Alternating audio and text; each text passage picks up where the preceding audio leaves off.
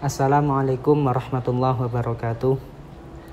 Kawan-kawan yang dirahmati Allah, saat kali ini kita akan mempraktekkan tentang tata cara mensucikan najis yang ada di lantai. Sebelumnya kita harus ketahui dulu bahwasannya najis secara umum terbagi menjadi dua, yakni najis hukmiyah dan najis ainiyah. Yang dimaksud dengan najis hukmiyah adalah najis yang sudah tidak berbekas, yang sudah tidak ada ainnya, yakni sudah hilang warna, rasa dan juga baunya. Intinya sifat-sifatnya sudah hilang, maka di situ disebut dengan najis hukmiyah. Yang kedua adalah najis ainiyah, yakni najis yang masih ada ainnya sebagaimana contoh yang ada di depan kami. Adapun cara mensucikan najis hukmiyah, yakni cukup dengan kita mengalirkan air di atas najis tersebut.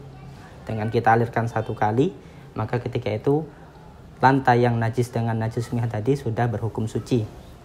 Adapun untuk najis ainiyah, cara mensucikannya adalah kita perlu untuk menjadikan najis tersebut menjadi najis hukmiyah terlebih dahulu.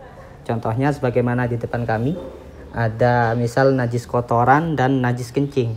Maka pertama-tama yang harus kita lakukan, kita tandai dulu area najisnya. Ini dilakukan untuk mempermudah kita nanti dalam proses pensucian. Ini najis kotoran, ini najis kencing. Pertama-tama yang harus kita lakukan sebagaimana tadi adalah menghilangkan ain najisnya. Caranya bisa kita lakukan dengan mengelap najis tersebut sampai hilang ain dan juga sifat-sifatnya. Demikian sampai tempatnya sekiranya bersih, sekiranya tidak tersisa bau, rasa dan juga warnanya. Dan dipastikan juga sekiranya tempat itu sudah kering. Setelah kita bersihkan, kering, sekiranya semua najisnya hilang. Ini adalah proses menjadikan najis ainiyah menjadi najis hukmiyah. Sambil nunggu kering, kita lanjut ke contoh najis selanjutnya. Semisal ini najis kencing, maka sama, kita lap dulu, bisa menggunakan tisu atau benda-benda lain yang sekiranya bisa menghilangkan terhadap benda dari najis tersebut. Kita hilangkan sampai bersih dan sampai tempat najis tersebut menjadi kering. Karena ketika masih belum kering, berarti di situ masih ada ain najisnya, yang nanti akan berpengaruh ke proses pensucian selanjutnya. Setelah air najisnya hilang dan juga tempat tadi sudah kering dan sudah kita yakini bahwasanya warna, rasa serta baunya sudah hilang, kita lanjut ke proses selanjutnya, yakni proses penyiraman. Dengan demikian najis yang awalnya najis hukmiyah telah berubah yang awalnya najis ainiyah telah berubah menjadi najis hukmiyah. Ketika sudah menjadi najis hukmiyah, tinggal kita siram dengan air yang suci dan mensucikan. Kita contohkan.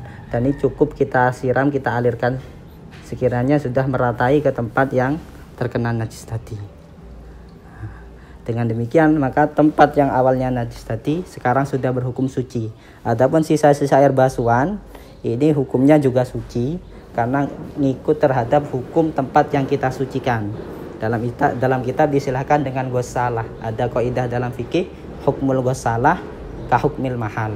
Hukum air sisa basuhan sama dengan hukum tempat yang disucikan. Jadi ketika tempat yang kita sucikan sudah suci, maka air sisa basuhan di situ juga berstatus suci.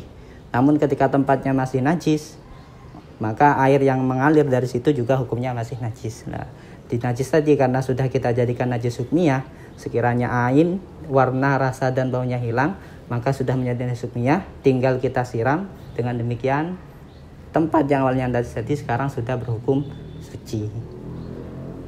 Demikian cara mensucikan najis yang ada di lantai. Assalamualaikum warahmatullahi wabarakatuh.